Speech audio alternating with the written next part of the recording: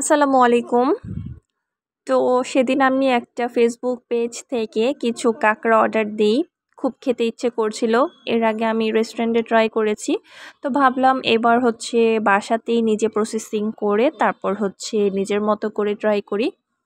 তো কাঁকড়াগুলো কিন্তু আমি নিজেই প্রসেসিং করেছি ইউটিউব দেখে। এখন এখানে হচ্ছে কিছু কিছু আমি মশলা দিয়ে ম্যারিনেট করে রেখেছিলাম। তো এখন হচ্ছে ভাজবো।